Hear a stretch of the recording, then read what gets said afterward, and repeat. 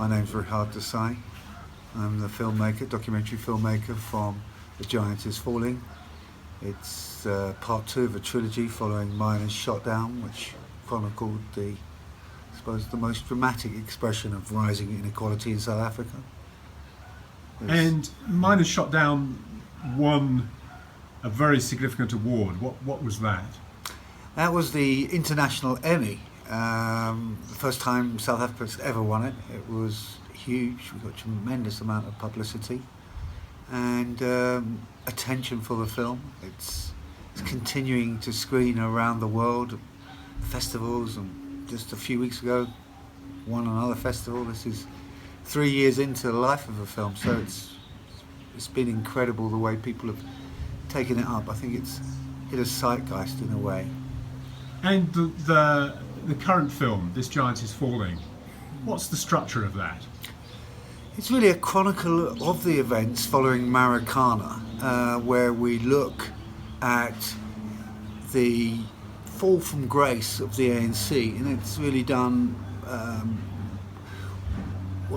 We look back at where did all these things go wrong, really, and we're doing this through a prism of rising inequality in South Africa and the rising tensions and contradictions that a liberation movement, now in power as a government, are facing in their attempt to present themselves as the purveyors of a new society, when in fact they're very much entrenched with the establishment inside the status quo and are now facing increasing opposition. And it's the manner in which they're responding to that opposition. So it's, in many ways, it's a big picture film. And one of the key events is the fallout between Julius Malema and Zuma. Absolutely. While it's a chronicle and in some ways an essay film, there's some very strong storylines, and that's the Zuma Malema ANC dance. People may know that Julius Malema was a leading supporter of Jacob Zuma, and who's now become and catapulted him into office in many ways, into the presidency, and now is his arch nemesis. And we show Julius Malema's story, who's tremendously charismatic, insofar as it speaks to the fall from grace of the African National Congress. And you've got a third part of the trilogy coming out. What will that cover? The third part of this trilogy covers the Fees Must Fall. So now we're going back to a small story, really. We're telling the evolution of this story, its challenges, its victories through one university, through a number of characters, including the Vice Chancellor and some key student leaders who have been engaged in an increasingly volatile, political, intense battle around this fight for free education for all, of course, decolonised education system. The Giant is Falling. Yeah.